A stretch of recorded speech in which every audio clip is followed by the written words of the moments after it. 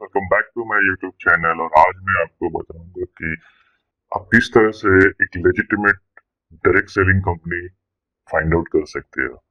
तो आप स्क्रीन पे ये देख रहे हो, ये world federation of direct selling association का एक पिक्चर है। उसपे 8 पॉइंट्स मेंशन किए हुए हैं और ये 8 पॉइंट्स की जो आंसर है वो एस में आने चाहिए। यदि एस में आते हैं तो इट मीन्स कि वो जो डायरेक्ट सेलिंग कंपनी है वो लेजिटिमेट कंपनी है। आप देखते होंगे कि मार्केट में ऐसे बहुत सारे नेटवर्क मार्केटिंग कंपनी है जो पिरामिड स्कीम्स है, मनी रोटेशंस है। तो आप ये यूज करके फाइंड आउट कर सकते हैं कि क्या वो कंपनी लेजिटिमेट है या नहीं है। तो पहला पॉइंट ये है कि इज देयर ए प्रोडक्ट, क्या उनके पास कोई प्रोडक्ट है? यदि है तो यस। दूसरा जो है, are commission paid on sales of products and not on registration or entry fees. So, as per the Indian direct selling guidelines, जो entry fees है वो यहाँ पे रजिस्ट्रेशन फीस है वो 0 है। तो इंडिया में कोई भी नेटवर्क मार्केटिंग कंपनी का रजिस्ट्रेशन फीस नहीं लगता है, that is absolutely free of cost. But जब आपको प्रोडक्ट परचेस करेंगे तो ही उनको पैसा पे करना पड़ता है। थर्ड पॉइंट ये है, is the intent to sell a product not a position. कुछ लोग पोजीशन को सेल करते हैं, so that is illegal.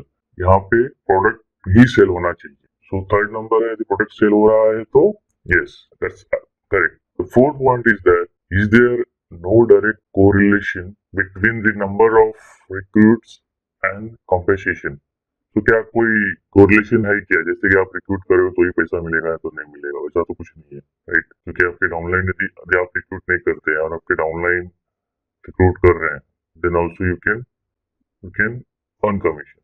Fifth point ये है, if the recruitment were to be stopped today, will the participants still make money? तो मैंने अभी जस्ट बताया आपको, यदि आपने बड़ी टीम बना दी है और आप रिक्रूटमेंट नहीं कर रहे हैं तो आपके डाउनलाइन काम कर रहे हैं, then also you are going to make commissions. Sixth point ये है, is there a reasonable product return policy? तो क्या प्रोडक्ट को जो रिटर्न करने की पॉलिसी है वो है कुछ या नहीं है? तो एज पर दी इंडियन डायरेक्ट सेलिंग गाइडलाइन, यहाँ पे जितने भी इंडिया में जो भी डायरेक्ट सेलिंग कंपनीज काम कर रहे हैं सभी का रिटर्न पॉलिसी जो है वो 30 डेज है। सेवन जो है वो है, do product have fair market value. तो वो जो भी प्रोडक्ट बेच रहे हैं नेटवर्क मार्केटिंग कंपनीज के अंदर या फिर डायरेक्ट सेलिंग के अंदर, तो उनका मार्केट का जो वैल्यूज है, फेयर वैल्यू है या नहीं है, वो आपको फाइंड आउट करना है। देन 8 है, is there a company, 8 point है, is there a compelling reason to buy. कोई भी प्रोडक्ट्स है, तो यदि आपको सपोज बिजनेस नहीं करना है बट क्या आप प्रोडक्ट को परचेस कर सकते हैं? यदि इसका आंसर यस आता है तो it means it's a legitimate company. तो ये 8 पॉइंट है, आप हमेशा ध्यान में रखिए। आप कोई भी नेटवर्क मार्केटिंग कंपनी में काम कर रहे हैं, just go through it. Now हम देखते हैं कि ग्लोबल सेल्स जो है वो नेटवर्क मार्केटिंग का जो ग्लोबल सेल्स है कितना हुआ है अभी तक। तो आप देख सकते हो ईयर बाय ईयर ये ग्रो हो ही रहा है अभी तक। बीच में 2019 जो कोविड का टाइम था तो सब कुछ बिजनेसेस बंद थे, सबका सेल्स कम हुआ था, तो डायरेक्ट सेलिंग का भी जो ग्रोथ रेट है वो कम हुआ था। उसके बाद से फिर से 2020 या 2021 में बढ़ गया वापस से। तो एडवांटेज ऑफ यूनिट बिजनेस में क्या एडवांटेज है वो हम देखते हैं अभी। यहाँ पे 11 एडवांटेजेस है, so let's see one by one. तो फर्स्ट है कि वन टाइम कैपिटल रहता है, तो आपको वन टाइम कैपिटल डाल करके स्टार्ट करना पड़ता है, but it is not necessary. यदि आप और भी कुछ नए प्रोडक्ट्स आते हैं कंपनी में तो you can keep buying different different products if you like it. Okay, so ऐसा नेसेसरी नहीं है कि एक बार प्रोडक्ट परचेस कर लिया और फिर आपने फिर प्रोडक्ट नहीं परचेस किया। सेकंड थिंग है कि कैन बी इनहेरिटेड। तो यदि आप काम कर रहे हो, सपोज आपके फिर बच्चे और बच्चों के बच्चे, ये 3 जनरेशन में बिजनेस को ट्रांसफर किया जा सकता है। थर्ड पॉइंट ये है कि डायरेक्ट और इनडायरेक्ट जो रेफरल है that get the same commission, तो सभी को सेम कमीशन डिस्ट्रीब्यूट होता है। फोर्थ पॉइंट ये है कि नो लेवल है, यहाँ पे लेवल पे कुछ नहीं है। जैसे कि बहुत सारी नेटवर्क मार्केटिंग कंपनीज में आप देखोगे कि लेवल्स होते हैं, लेवल 1, लेवल 2, और वहाँ पे लेवल 1 पे आपको सपोज 10% मिलता है डिस्काउंट, तो लेवल 2 पे 5% हो जाता है, लेवल 3 पे 2.5 हो जाता है। ऐसा इस तरह से होता है। बट यहाँ पे ऐसा कुछ नहीं है, टारगेट भी नहीं है। जैसे कि और कंपनी में आप देखोगे कि आपको मंथली आपको टारगेट दिया जाता है कि इतना बिलिंग करना ही करना है, तो वो टारगेट यहाँ पे नहीं है। और नो एजुकेशन बैकग्राउंड, मतलब कोई भी अदर कंपनीज में भी सेम चीज है, वहाँ पे भी एजुकेशन बैकग्राउंड की जरूरत नहीं है, यहाँ पे भी जरूरत नहीं है। मेंटेनेंस की यहाँ पे कोई जरूरत नहीं है।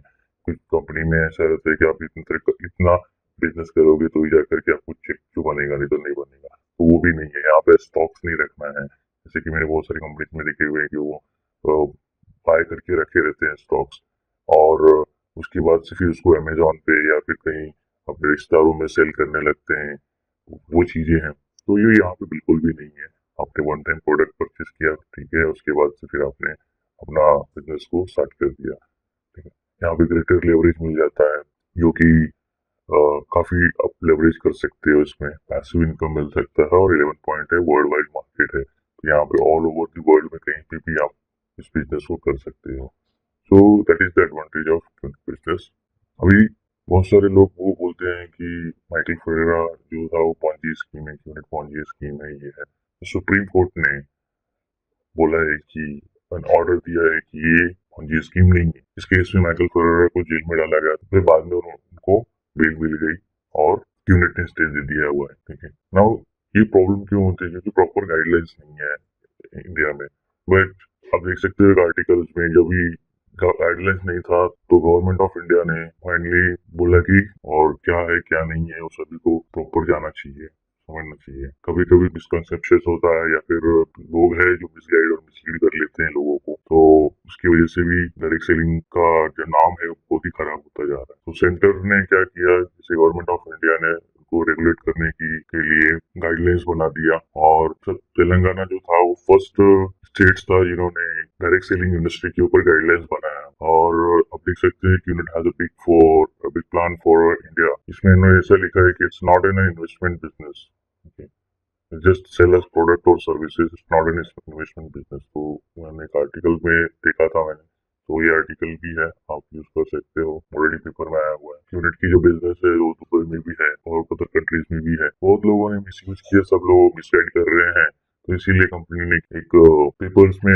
सूचना भी दिया। जैसे कि आप देख सकते हो स्क्रीन पे कि मराठी पेपर है जिसमें लोकमत है और सकाल, ये दो मराठी न्यूज़पेपर है जिसके अंदर उन्होंने एडवर्टाइजमेंट दिया था कि it's not an investment scheme, it is not an investment company करके, ठीक है। आप टाइम्स ऑफ इंडिया में भी देख सकते हो, द पब्लिक नोटिस जारी किया है कि company does not solicitate investment or take deposit or promise fixed return or sell the shares in the company or sell or offer a job through intermediaries, okay, or offer any subsidiaries sub franchisee opportunity, ऐसा कुछ भी नहीं है। तो ये already mention किया हुआ है। आप ये देख सकते हो कि टाइम्स ऑफ इंडिया का एक आर्टिकल है जिसमें 10 फैक्ट्स अबाउट द यूनिट। तो ये चीजें हैं, आप देख सकते हैं, पढ़ सकते हैं उसके ऊपर, ठीक है। और मिड डे में भी न्यूज आया था, जो कि 18th बर्थडे, अभी तो 25 बर्थडे सेलिब्रेट किया गया है। बिजनेस इंडिया में भी मैगजीन के ऊपर आप देख सकते हैं कि यूनिट को फीचर किया गया था। एंड 3 इयर्स का जो पार्टनरशिप था MCFC, Manchester city football club, वहाँ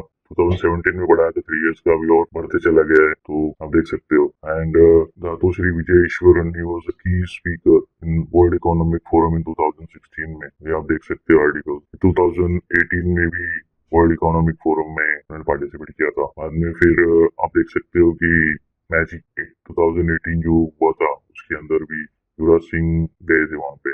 और 2016 में आप देख सकते हो आईफा को भी स्पॉन्सरशिप किया था क्यूनेट ने, देखिए आप आर्टिकल देख सकते हो और फोटोज भी देख सकते हो। And fourth main Asian championship trophy जो होती है हॉकी की, वो भी क्यूनेट ने स्पॉन्सरशिप किया था। बाद में फिर आप देख सकते हो अर्निमा, इनको भी क्यूनेट ने स्पॉन्सरशिप किया था। मार्टिना हिंगिस, वो क्यूनेट की ब्रांड एम्बेसडर रह चुकी है। अब प्लेग्राउंड में आप देख सकते हो कि क्यूनेट है लिखा हुआ है इसमें। और फुटबॉल में भी United Manchester city football club है का, वो है। बाद में फिर आप देख सकते हो कि रूसिया फॉर्मूला 1 रेसिंग कार, तो ये है यूनिट, इसमें रिचर्ड ब्रांसन के साथ में पार्टनरशिप में है। देन आप देख सकते हो फुटबॉल, फुटबॉल में आप यूनिट की ब्रांडिंग देख सकते हो।